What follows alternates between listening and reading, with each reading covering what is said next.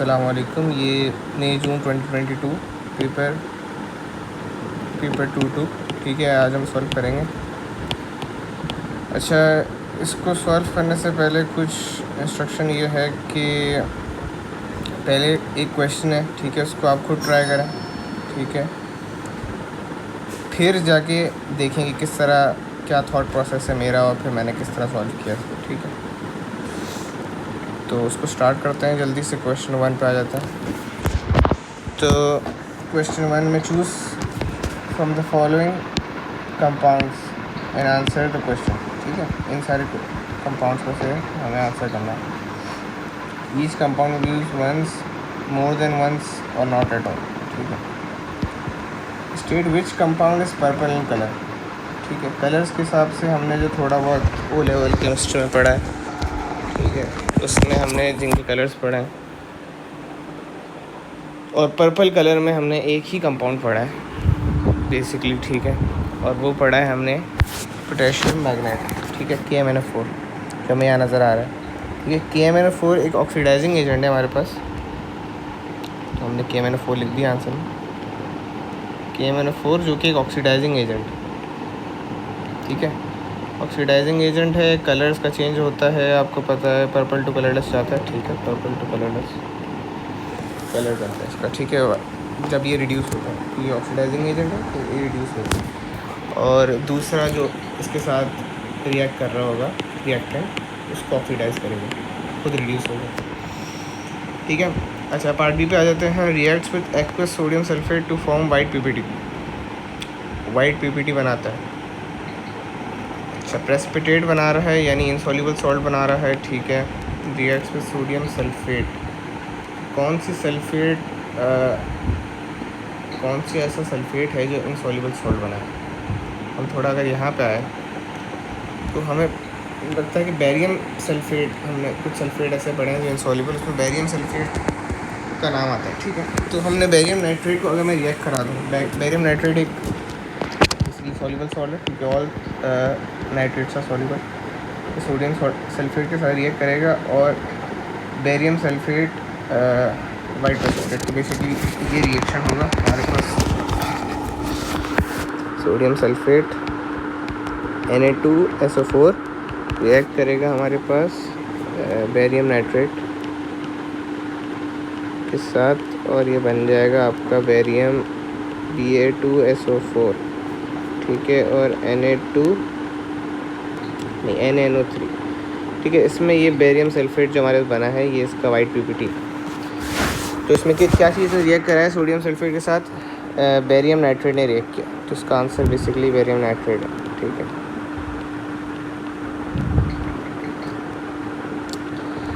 Part C कहता है reacts with aqueous chlorine to give a brown solution.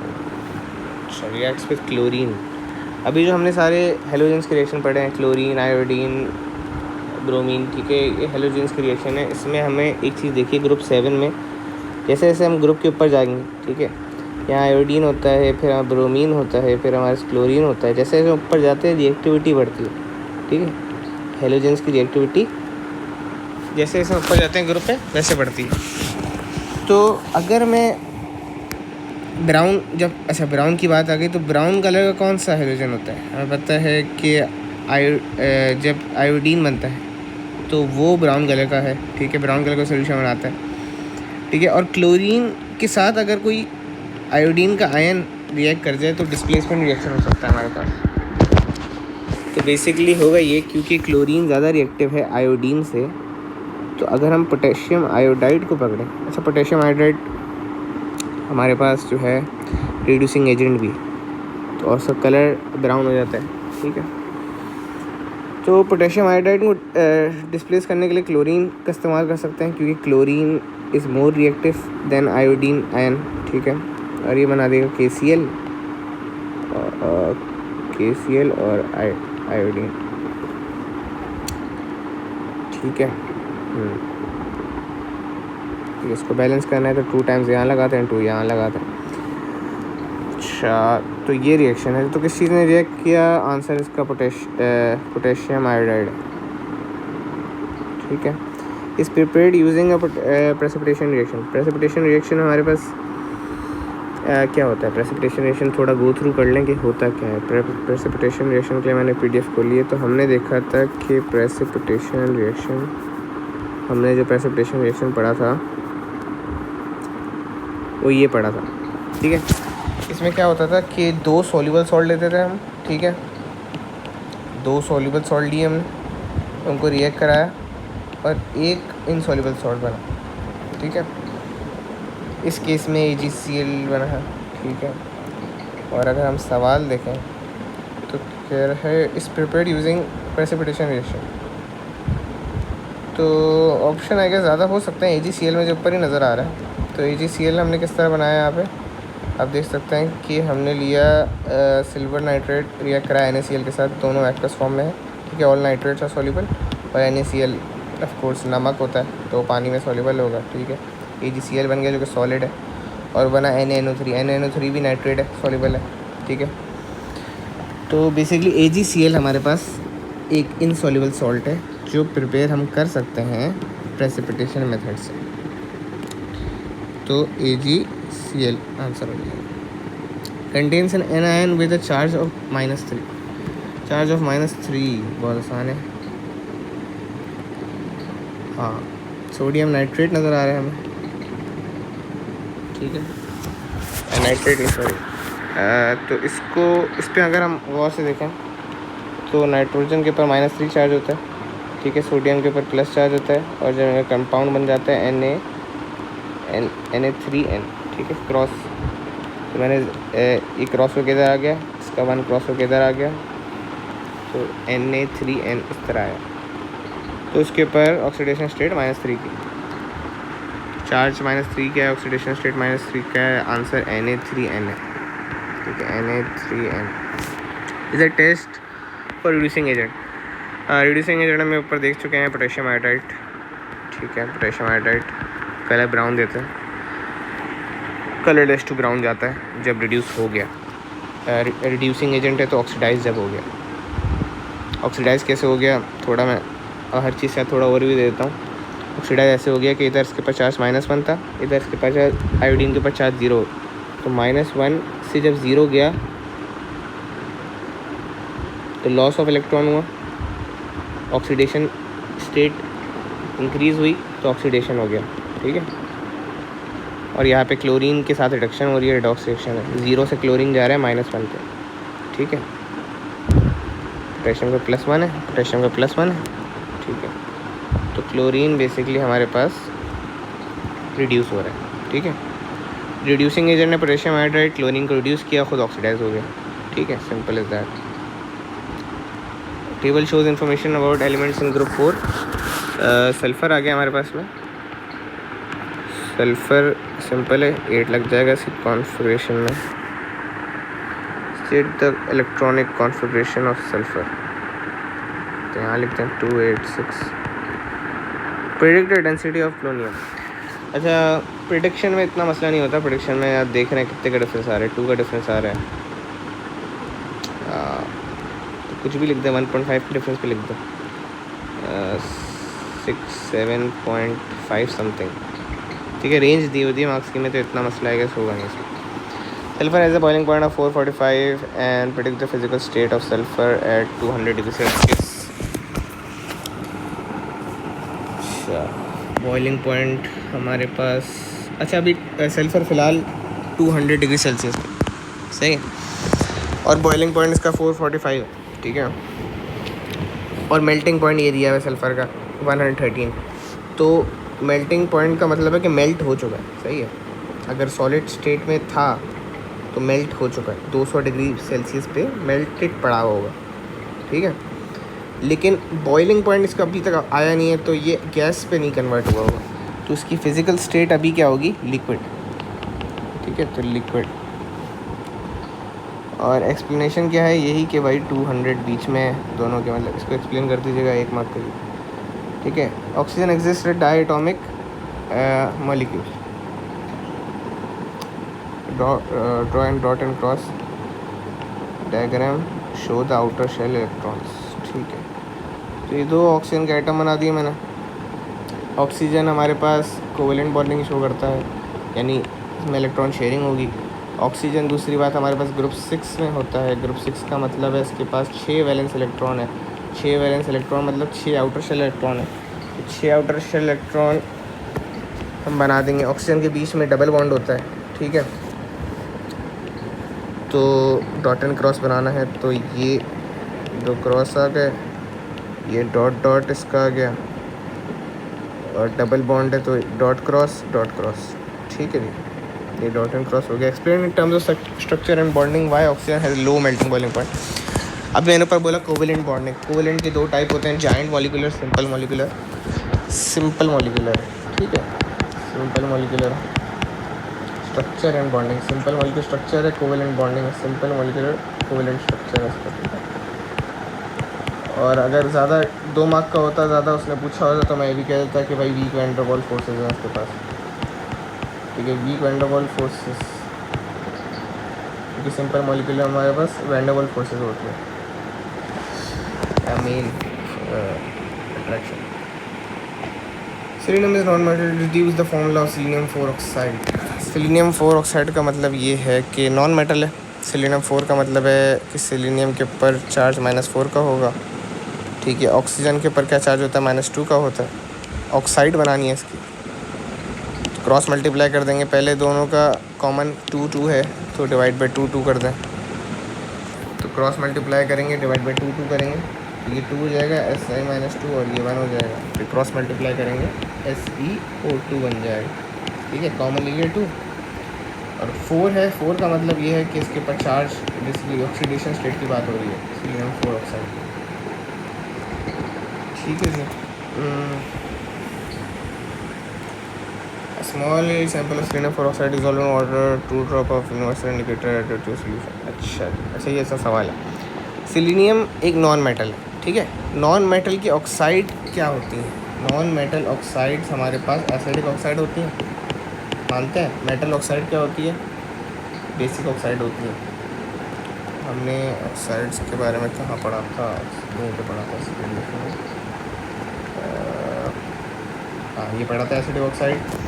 Carbon आ रहा है, सल्फ़र आ रहा है, ये सारे नॉन मेटल, ठीक है। कार्बन, सल्फ़र, नाइट्रोजन, ये सारे एसिड बना रहे हैं पानी के साथ मिलकर, ठीक है। तो ये एग्जांपल है हमारे पास नॉन मेटल ऑक्साइड जो होती हैं, एसिडिक होती है, ठीक है। तो एसिडिक ऑक्साइड के पास एसिड की प्रॉपर्टीज़ होती हैं, बेस के साथ रिएक्ट करके सॉल्ट प्लस वाटर बना सकते हैं। बेसिक ऑक्साइड्स हमारे पास मेटल्स की होती हैं, नज़र आ रहे हैं, सोडियम, कैल्शियम, ये कि कोई ऑक्साइड बनाएंगे तो बेसिक ऑक्साइड होगी, इसका बेसिक प्रॉपर्टीज़ होंगी। वो भी किसी एसिड के साथ रिएक्ट कर सकती है, जैसे किसी एसिड के साथ रिएक्ट करके एसिड बेस रिएक्शन कर रही, ठीक है, सॉल्ट बना रही है और वाटर बना रहा है। अच्छा, एम्फोटेरिक ऑक्साइड भी होती है हमारे पास, जो दोनों एसिड और बेस के साथ रिएक्ट करती हैं इसकी। तो ये बहुत 2 इंपॉर्टेंट एग्जांपल हैं, जिंक ऑक्साइड और aluminium oxide. Neutral oxide carbon monoxide हो गई और पानी हो गया, ये रिएक्ट नहीं करती हैं बेसिकली, ठीक है, रिएक्शन नहीं होता है इनका प्रॉपर। पानी ऑफ कोर्स मिक्स हो जाता है एसिड बेस के साथ, एक्वा सॉल्यूशन बनाता है, लेकिन कोई रिएक्शन, कोई अलग प्रोडक्ट नहीं बनता। सही है जी।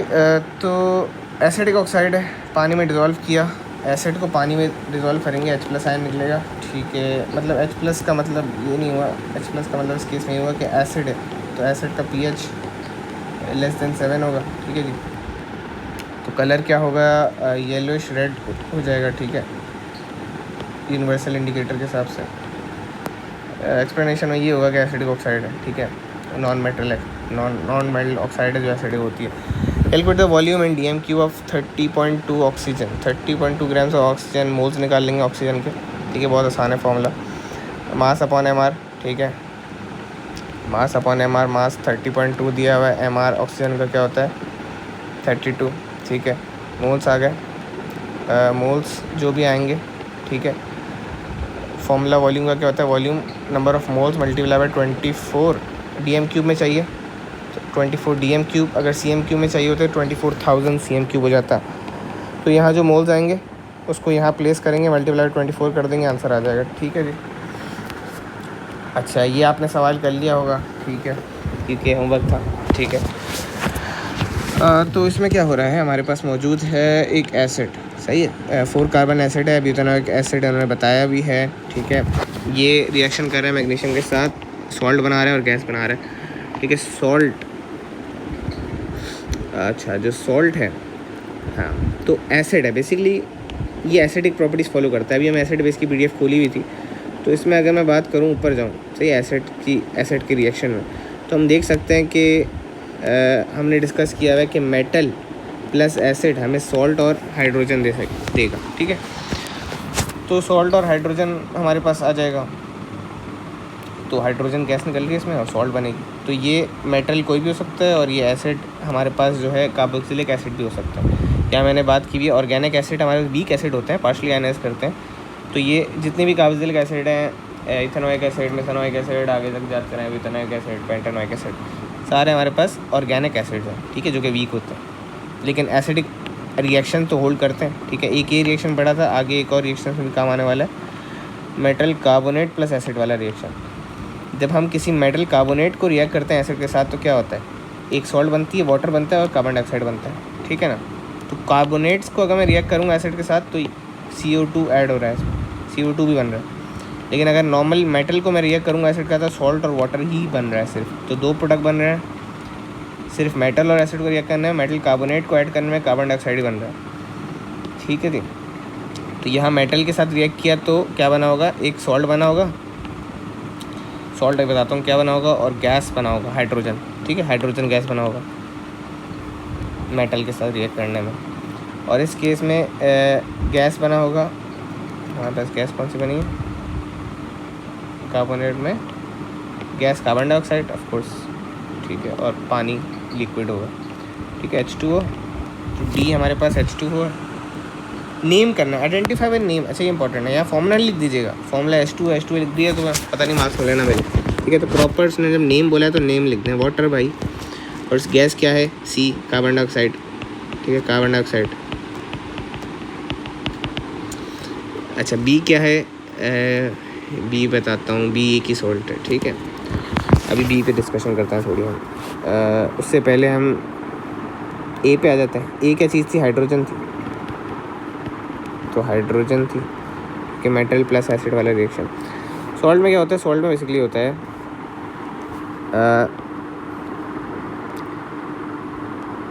C3H7COOH। ये जब रिएक्ट करता है किसी सॉल्ट के साथ, लेट से Na के साथ, ये हमने रिएक्शन अभी किया हुआ था, C3H7COO Na+, ठीक है, ये बन गया, और ये इसमें हाइड्रोजन गैस बनती है। तो यही मेटल प्लस एसिड का रिएक्शन है ना। तो इसको अभी हमने ऑर्गेनिक के पीडीएफ में कवर भी किया था, ये एसिड बेस का रिएक्शन। इसमें हमारे पास एसिड रिएक्ट कर रहा है मेटल के साथ, ठीक है, मेटल के साथ भी रिएक्ट कर सकता है, मेटल ऑक्साइड के साथ, तो सॉल्ट ऐसे ही बनता है, ठीक है। इसको हम नेमिंग किस तरह करते थे, पहले मेटल का नाम सोडियम, मतलब अगर सॉल्ट को नेम करना है तो बता रहा हूँ, मेटल का नाम सोडियम, और इसके साथ कितने कार्बन आइटम्स का जो है एसिड ग्रुप कनेक्टेड है, 2 कार्बन आइटम्स का, तो सोडियम इथेनोएट बोलते हैं इसे, ठीक है। इसको मैं क्या बोलूँगा, मैग्नीशियम, पहले बोलूँगा मैग्नीशियम और इथेनोएट, ठीक है, इसको भी इस तरह बोलूँगा। अच्छा, ये थोड़ा सिमिलर उस तरीके से, एस्टर में याद है हम किस तरह नेम करते थे, इथाइल इथेनोएट, तो पहले अल्कोहल का नाम आता था, फिर एंड में इथेनोएट वो कार्बोक्सिलिक एसिड का आता था। तो इसमें भी यही हो रहा है कि सोडियम बोलते हैं हम पहले, फिर बाद में इस कार्बोक्सिलिक का नाम एट करके लगा देते हैं, मतलब एथेनोएट, सही है। या अगर जैसे ब्यूटानॉल है हमारे पास, ब्यूटानोइक एसिड है, तो हम इसको ब्यूटानोएट करके लगा देंगे। तो हम बोलेंगे इसका नाम बोलेंगे C3, अगर इसको नेम करना होगा C3H7, तो ये मतलब ब्यूटानोइक एसिड है, तो सोडियम ब्यूटानोएट, ठीक है जी। और अगर मैग्नीशियम लगा दूंगा तो मैग्नीशियम इसके साथ आ जाएगा, और ये क्या चीज़ है, नहीं सॉरी, ये 4 कार्बन है, ठीक है। तो मैग्नीशियम आ गया पहले, और 4 कार्बन ये है, तो ब्यूटानोएट, सही, ब्यूटानोएट। तो मैग्नीशियम मेटल का नाम मैग्नीशियम, और कितने कार्बन का एसिड है, तो सॉल्ट भी इतने कार्बन की बनेगी, ठीक है। तो butanoate. Name and draw the structure of E. E हमारे पास, अच्छा ई वाला रिएक्शन में क्या हो रहा है कि ये कार्बोक्सिलिक एसिड ग्रुप है, कार्बोक्सिलिक एसिड है, ठीक है, ये इसको एथेनॉल के साथ हीट कर रहा है। जब एक एसिड और एक अल्कोहल, कार्बोक्सिलिक एसिड और एक एथेनॉल हमारे पास ये अल्कोहल मिलेगा तो हमारे पास बनेगा एस्टर, ठीक है। तो वही लिक्विड ई जो है वो एस्टर है और ये लिक्विड डी जो है जो इसके साथ कॉमन है ये वाटर है, ठीक है। इधर ही वाटर बना था, इधर ही वाटर बन गया, ठीक है। ये वाटर लिखा हुआ है, तो पानी बनता है ना, कंडेंसेशन रिएक्शन होता है, वाटर निकलता है, ठीक है। तो यही हो रहा है, ठीक है। और एक एस्टर बन रहा है। तो एस्टर कैसे बनेगा, ड्रॉ कर देते हैं पहले इसको, और नेम उसी ऊपर की तरह करेंगे। अच्छा नेम पहले कर लेते हैं। तो 2 कार्बन एल्कोहल है तो हम बोलेंगे इथाइल, ठीक है।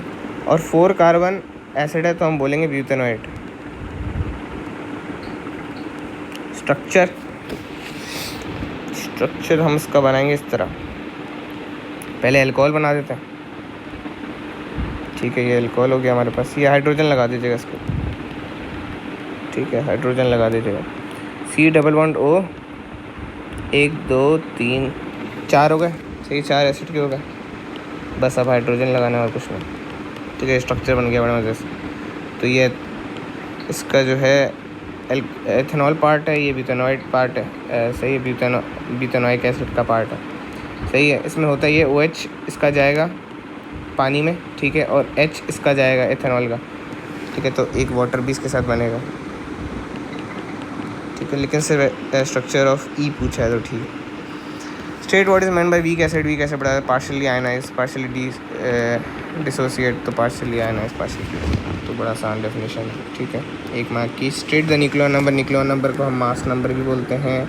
किसका निकालना है, इसका ब्रोमीन का, तो 79, ठीक है। Mass number, nuclear number, total number of nucleons पर प्रोटॉन और न्यूक्लियन का मिला के। State the number of electron, number of electron हमारे पास, नंबर ऑफ प्रोटॉन हमारे पास 35 है, तो 35 पे एक ऐड हो जाएगा क्योंकि एक इसने इलेक्ट्रॉन गेन किया हुआ है माइनस से, 36, ठीक है। Right the full symbol,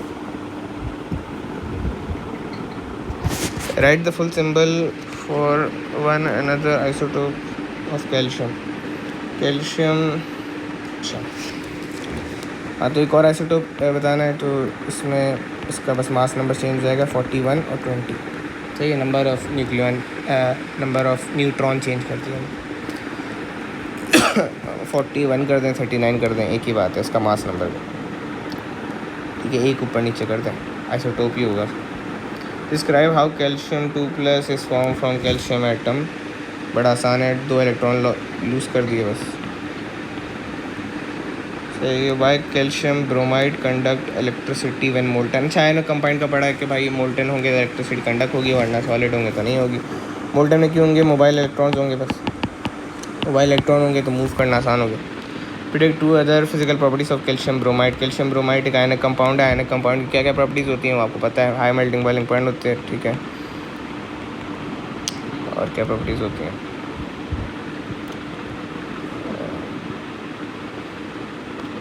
solid state होती है, फिजिकल प्रॉपर्टीज लिखनी है, सही है। कंडीशन यूज्ड फॉर 300, चलिए, ये पूरा सवाल आपका उस चैप्टर का है, ठीक है। ये इक्विलिब्रियम दिया हुआ इक्विलिब्रियम वाले चैप्टर का है, ठीक है। तो इसके सवाल थोड़े स्टैंडर्ड टाइप ही होते हैं, इसमें इतना मसला होना नहीं चाहिए। Explain what happened to the amount of ethanol if the temperature is decrease, temperature कम हुआ, और ये है हमारे पास एक्सोथर्मिक रिएक्शन। एक्सोथर्मिक रिएक्शन है, डेल्टा H नेगेटिव होगा, ठीक है। टेम्परेचर हमने कम कर दिया।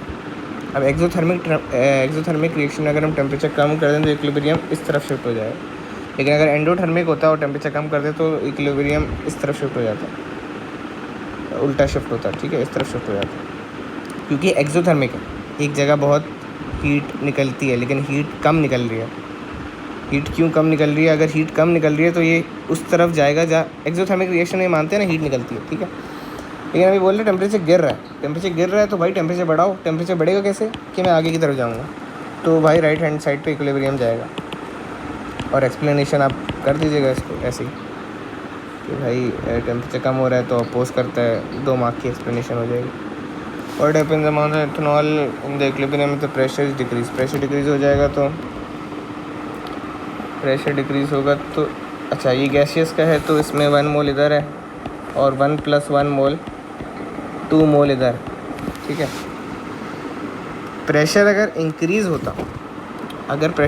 होता तो इक्विलिब्रियम राइट की तरफ जाता, क्योंकि जहाँ कम मोल होते हैं प्रेशर जब इंक्रीज़ करते हैं तो उस तरफ जाते हैं।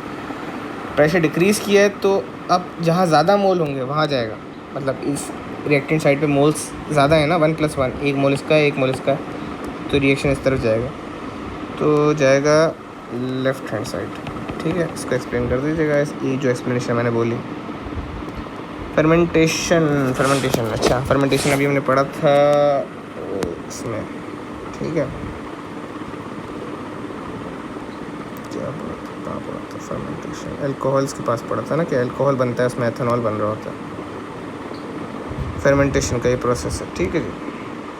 क्या होता है, ग्लूकोज कन्वर्ट होता है एथेनॉल में और कार्बन डाइऑक्साइड में, तो इसकी ये जो है रिएक्शन है, ठीक है। और कंडीशन इसकी ये हैं, तो 3 मार्क की 3 कंडीशन आ सकती हैं। टेम्परेचर लिख दें, एरोबिक कंडीशन, एनाएरोबिक कंडीशन चाहिए होता है, यीस्ट चाहिए होता है ऐसे। और इन्होंने क्या मांगा है, इन्होंने मांगा है हमसे यही, इंक्लूड द इक्वेशन, तो exact same ditto copy equation ये वाली लिखेंगे। C6H12O6 जाएगा 2 एथेनॉल एंड 2 कार्बन डाइऑक्साइड, ठीक है। और ये कंडीशंस लिख दें इसके साथ, तो पूरे मार्क्स मिल जाएंगे। बस सिंपल, ये एग्जैक्ट पूरी इक्वेशंस आती हैं और कुछ नहीं। कंसिडर आयनिक इक्वेशन, ठीक है। आयनिक इक्वेशन कैसे बनेगी, aluminium and copper added to hot, only aluminium reacts with dilute sulphuric acid. Aluminium हमारे पास रिएक्ट कर रहा है H2SO4 के साथ, H2SO4 के साथ रिएक्ट करेगा, क्या बनाएगा, Al2SO4। Al2SO4 कैसे बोल दिया मैंने, नहीं Al2SO4 3, ये कैसे बोल दिया मैंने, ये ऐसे बोला कि जैसे Al के ऊपर 3+ चार्ज होता है, एग्री, SO4 2- होता है, तो मैंने दिमाग में क्या किया, क्रॉस मल्टीप्लाई कर दिया इसे, तो इसका भाई साहब 2 आपका यहाँ आ गया और इसका 3 यहाँ आ गया, इसके साथ ये, इसके साथ 3 आ गया, इसके साथ 2 आ गया। इस तरह इक्वेशन फॉर्मूला आपके दिमाग में बनना चाहिए, ठीक है जी। अच्छा, मेटल प्लस एसिड का रिएक्शन है ये, हाइड्रोजन भी वह निकलेगा इसमें, ठीक है। सॉल्ट निकला, एक हाइड्रोजन निकला, अच्छा जी। अच्छा इन्होंने बताया भी था, हाइड्रोजन और एक्वस सल्फेट निकलेगा, तो एक्वस होगा ये भी एक्वस होगा, ये ऑफ कोर्स मेटल है, ठीक है, और हाइड्रोजन गैस है। तो अगर मैं इसको ब्रेक करूँगा तो ये 2H+ में कन्वर्ट हो जाएगा और 2SO4- में कन्वर्ट हो जाएगा, मतलब 2- में कन्वर्ट हो जाएगा। और ये जाएगा, मतलब एक्वस कंपाउंड को हम तोड़ते हैं इसमें बेसिकली, 2Al3+ में चला जाएगा और 3SO4 2- में चला जाएगा, सही।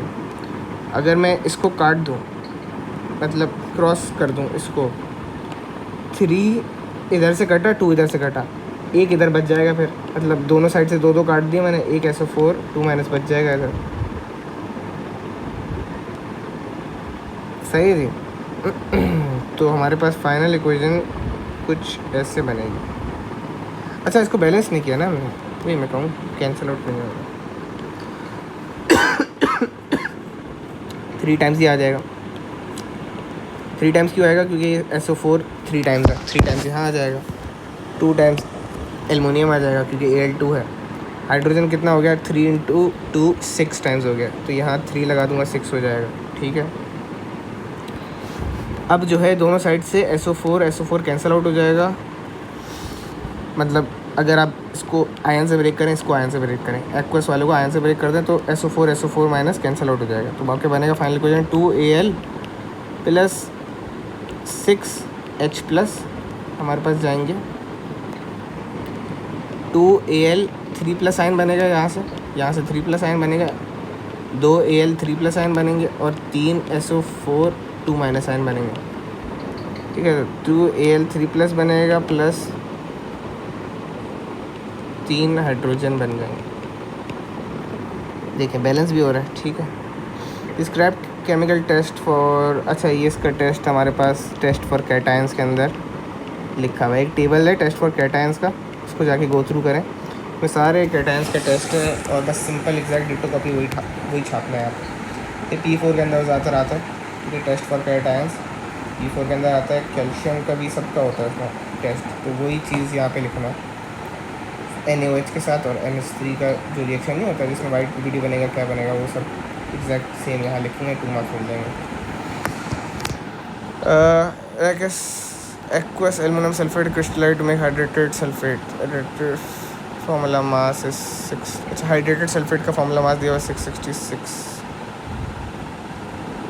कितने पानी होंगे इसमें? X mole of H2।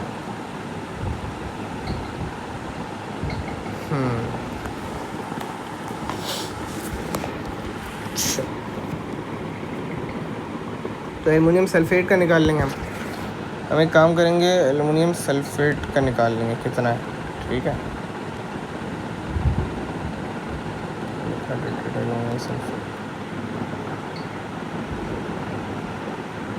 एक मिनट इसका मार्क्स स्कीम में देखता हूँ किस तरह उन्होंने वर्किंग दिखाई है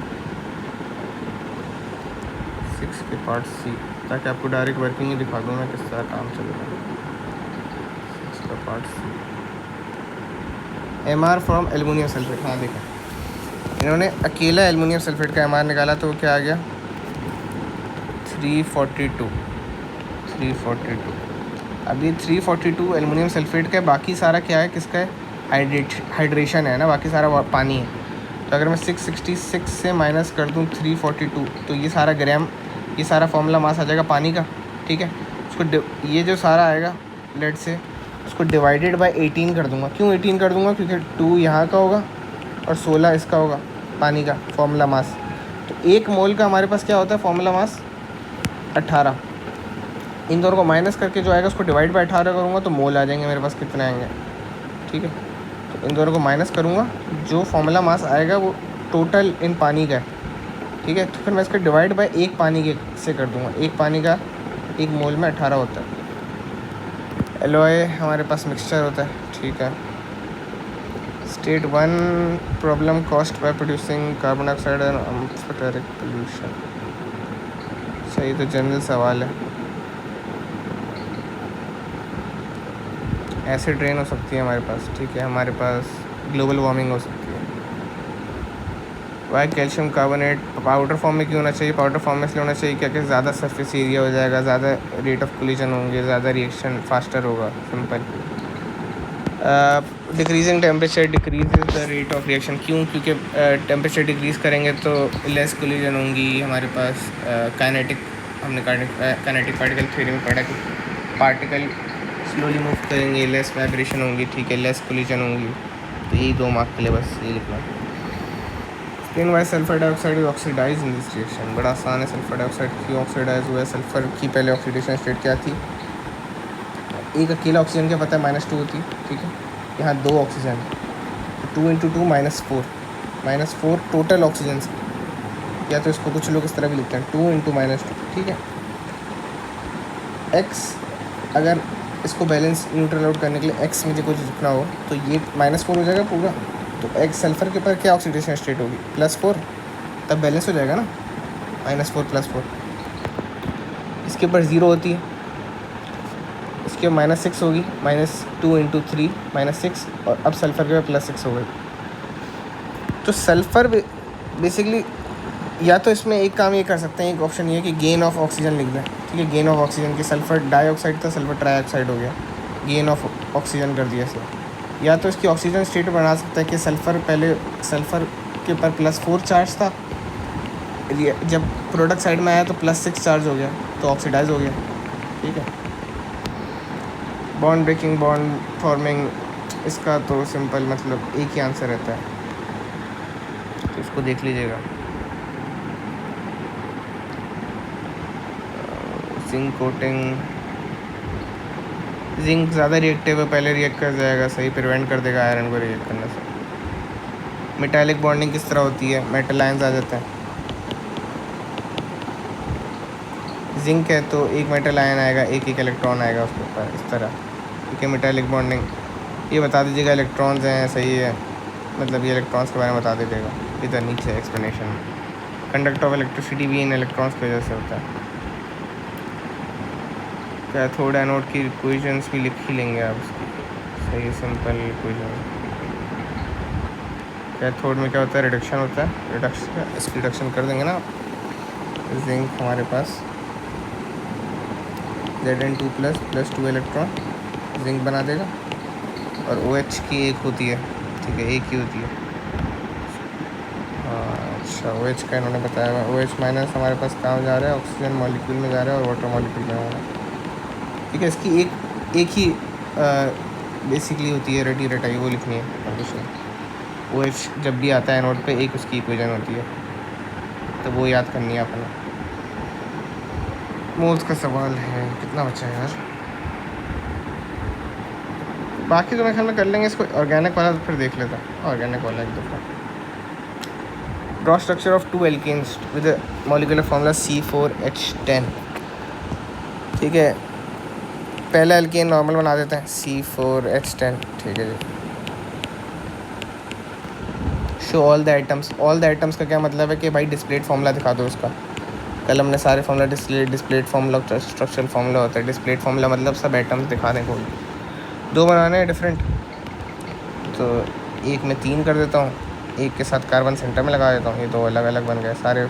इसमें भी बॉन्ड खोल खोल के दिखा दें, ठीक है, 2 अलग चीज़ें। State using the general formula alkane the formula of alkane which has only 12 carbons. तो एल्केन्स का जनरल फार्मूला होता है CnH2n+2, ठीक है। तो अगर 12 कार्बन है तो C12H26, ठीक है। 2 × 24 2 × 12 24 + 2 26। Fractional distillation of crude oil, अच्छा इसकी एक PDF है, मैं सेंड करूँगा, ठीक है। फ्रैक्शनल डिस्टिलेशन उसमें पूरा एक्सप्लेन है, वही बेसिकली पूरा प्रोसेस लिखना है और कुछ नहीं, 3 मार्क के लिए। पता नहीं सिलेबस में है भी या हट गया, एक मिनट देखना पड़ेगा।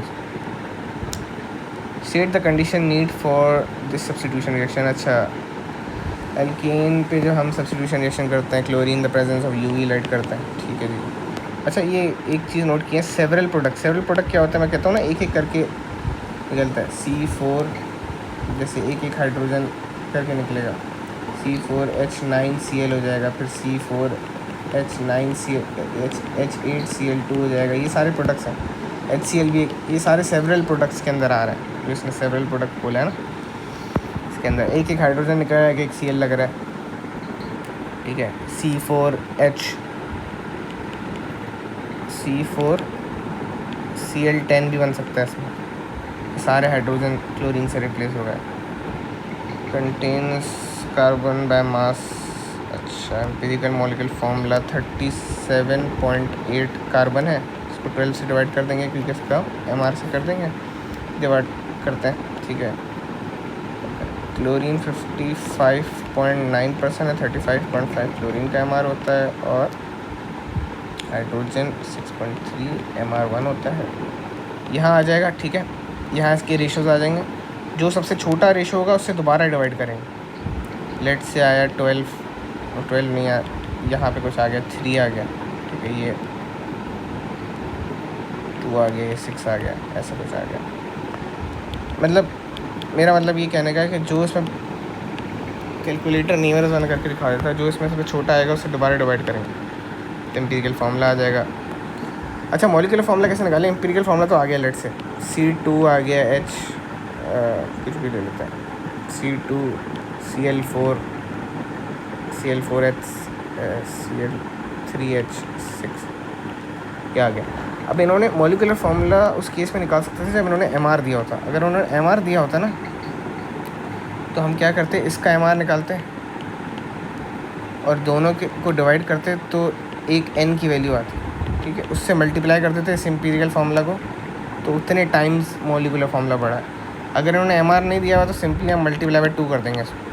तो अगर ले लेट से C2Cl3H6 है, तो बन जाएगा C4Cl6H12, ऐसे बन जाएगा, ठीक है। मल्टीप्लाई बाय 2 कर देंगे जब इन्होंने MR नहीं दिया हुआ। इस केस में अगर MR दिया हुआ है तो उस MR को बेसिकली ऊपर रखेंगे, और इस एम्पिरिकल फार्मूला का MR छोटा होगा तो उसको नीचे रखेंगे, एक ग्रेटर देन 1 वैल्यू आएगी, उससे मल्टीप्लाई कर देंगे इस पूरे को, होल वैल्यू आएगी, होल नंबर आएगा। इसको बैलेंस कर लीजिएगा, ठीक है। Name the alkali that reacts with dilute nitric acid to make potassium nitrate.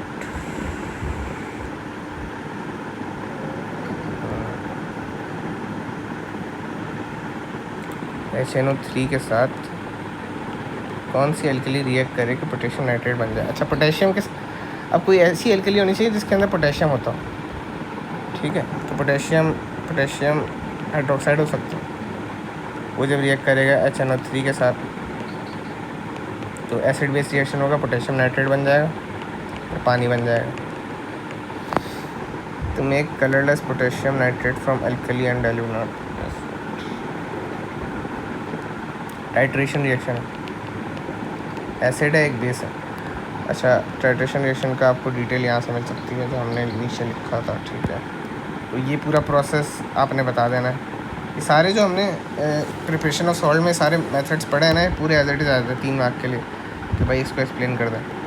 तो एसिड विद एन एल्कली हमने 4 पढ़ा था ये कि भाई। अच्छा, इसमें भी हमने पोटेशियम हाइड्रोक्साइड डाला है, ठीक है। फिर हमने हीट किया टिल पॉइंट ऑफ सेचुरेशन, फिर कूल किया, क्रिस्टल्स अपेयर हो गई हैं क्योंकि जो चीज़ बनी थी हमारे पास वो नाइट्रेट थी, ठीक है ना। पोटेशियम नाइट्रेट बना था तो सॉल्युबल होगा, उसकी क्रिस्टल नीचे कूल होंगी, उसकी क्रिस्टल्स को हमने पेट ड्राई कर देना तो ऑब्टेन हो जाएगा हमारे पास, ठीक है। बन जाएगी हमारे potassium nitrate. Mass of nitrogen potassium nitrate का MR निकाल लेंगे। MR of KNO3, MR of nitrogen निकाल लेना। तो नाइट्रोजन का MR क्या होता है? 14 होता है। सॉरी, KNO3 होगा, KNO3।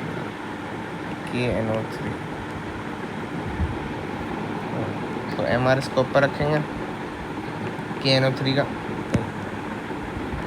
नाइट्रोजन एक है तो नाइट्रोजन का MR 14 होता है, ऊपर रख दिया मैंने। KNO3 का MR लेट से 100 होता है, कैलकुलेट कर लीजिएगा। इसको मल्टीप्लाई बाय 100 किया, परसेंटेज मास आ गया नाइट्रोजन का। अगर लेट से नाइट्रोजन के 2 आइटम होते हैं तो 14 मल्टीप्लाई बाय 2 करता और नीचे टोटल MR आ गया, ठीक है। परसेंटेज आ जाएगी इस तरह। Fertiliser leach into the river causing water pollution. Fertiliser जब जाते हैं रिवर के अंदर तो इस प्रोसेस का नाम होता है यूट्रोफिकेशन, ठीक है। यूट्रोफिकेशन भी बोलते हैं इसे, ठीक है। Name other pollutant found in water. Salts, ठीक है। सॉल्ट्स जा सकते हैं हमारे पास और बहुत सारी चीज़ें जा सकती हैं जो भी जहन में आए। State 3 process purification of drinking water. 4 sedimentation होता है, सेडिमेंटेशन से अलग कर दिए सारी चीज़ें हमने। फिर हम चारकोल यूज़ करते हैं इसकी जो स्मेल है उसे ख़त्म करने के लिए, ठीक है। और फिर हम इसको वो करते हैं, क्या नाम है, क्लोरीनेशन से इसके बैक्टीरियाज वगैरह जो भी पानी में वो मर जाता है, ठीक है। तो यहाँ तक रखते हैं इसको, और से देख लीजिए। कुछ ही समझना है तो कल की क्लास में इंशाल्लाह डिस्कस करेंगे। अल्लाह हाफ़िज़।